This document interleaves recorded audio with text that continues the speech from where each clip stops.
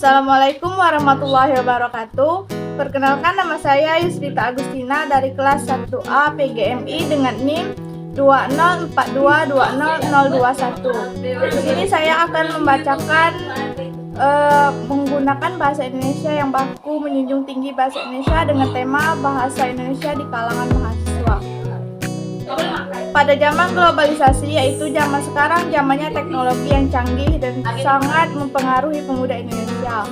Pada zaman inilah pemuda Indonesia berlomba untuk menampilkan diri kepada teman-teman bahkan dunia bahwa dirinya gaul. Maka dari itu timbul kelakuan yang tidak teratur, gaya berpakaian yang ugal-ugalan, dan termasuk bahasa yang sudah sangat berubah tidak sesuai dengan kamus besar bahasa Indonesia. Bahasa yang dulu pernah baik adanya sekarang sudah jauh menyimpang dari bahasa yang sebenarnya. Bahkan yang sangat memperhatikan lagi, timbul kata-kata yang membuat pemuda kita malu berbahasa yang benar dengan ungkapan kalau tidak berbahasa gaul kita dikatakan kampungan. Inilah yang sekarang mempengaruhi pemuda kita zaman sekarang. Padahal penggunaan bahasa Indonesia yang benar akan memperhatikan kepada dunia bahwa kita menjunjung tinggi bahasa Indonesia. Bagaimana kita bisa dikatakan mengabdi kepada bangsa Indonesia dan selalu mengikrarkan Sumpah Pemuda tetapi masih menggunakan bahasa yang tidak benar? Di dalam karangan ini saya membahas banyak sekali kesalahan yang sering terdapat saat kita berbicara dengan teman, guru, dan dosen. Bahkan sering ditemukan pada saat kegiatan formal, contohnya pertemuan, rapat, pidato, dan lain-lain.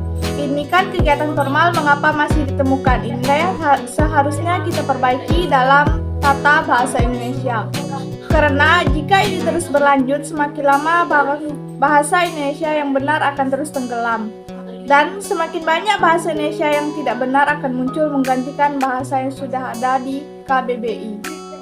Penggunaan bahasa tidak gaul atau tidak baku sering kita temui di lingkungan kita, pengungkapan bahasa Indonesia yang sangat menyimpang dari bahasa yang sebenarnya. Hal ini sudah sangat susah untuk mengembalikannya ke bentuk yang sebenarnya karena sudah mendarah daging bagi diri seseorang.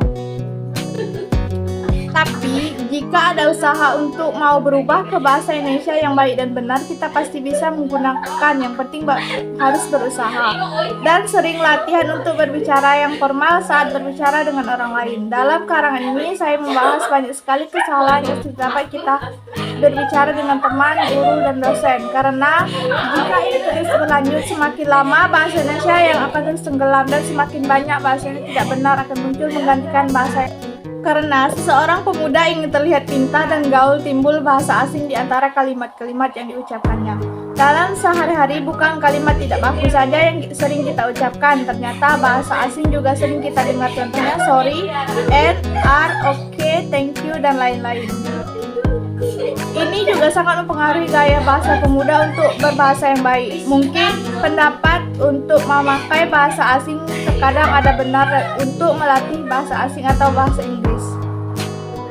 Tetapi kalau kita menggunakan bahasa Indonesia, mengapa harus digabungkan dengan bahasa asing? Kan jadinya penggunaan bahasa Indonesia kita tidak indah, kecuali pada saat guru atau dosen mengajar, karena untuk memperjelas apa yang belum siswa atau mahasiswa itu ketahui.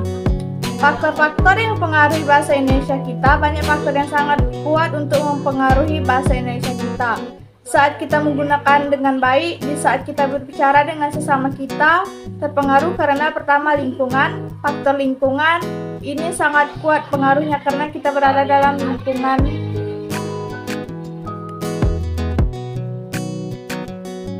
Yang kedua, faktor teman. Terkadang secara tidak sengaja kita sering mengucapkan kata-kata tidak baku dengan teman kita karena ingin dikatakan gaul. Yang ketiga, pengaruh bahasa daerah. Pengaruh ini sering kita dengar sedikit banyak. Jika seseorang tidak sering menggunakan bahasa Indonesia, ia akan janggal saat berbicara. Dia bisa tidak sengaja mengeluarkan bahasa daerahnya saat berbicara dengan orang lain juga yang orang lain tidak mengerti.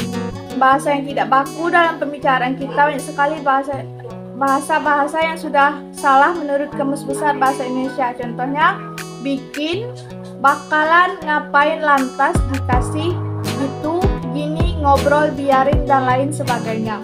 Kata-kata ini sering kita ucapkan sehari-hari Kita berbicara dengan teman-teman atau orang lain. Kata-kata ini tidak sah menurut Kamus Besar Bahasa Indonesia karena tidak ada dalam Kamus Besar Bahasa Indonesia.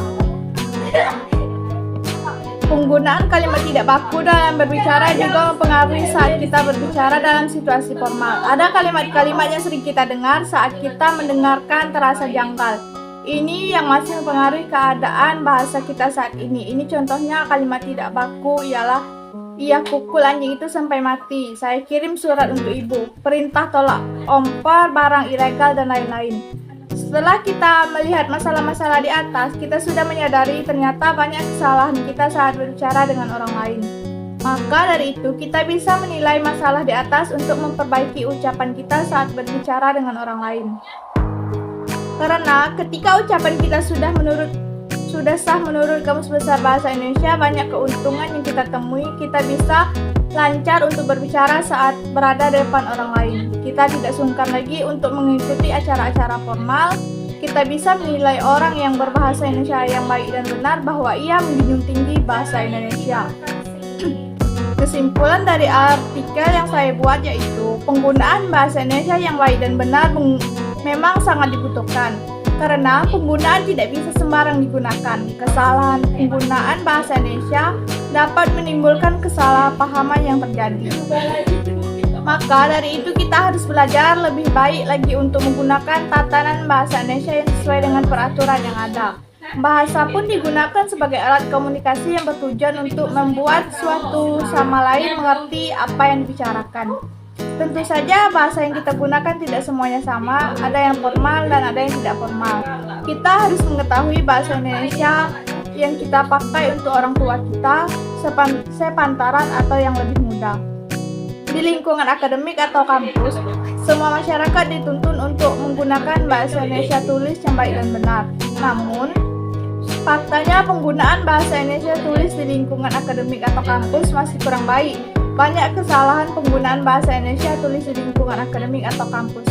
Kesalahan tersebut banyak ditemukan di laporan, karya ilmiah, atau makalah. Baiklah, itulah kesimpulan dari artikel yang telah saya buat. Lebih dan kurang saya mohon maaf. Saya akhiri. Wassalamualaikum warahmatullahi wabarakatuh.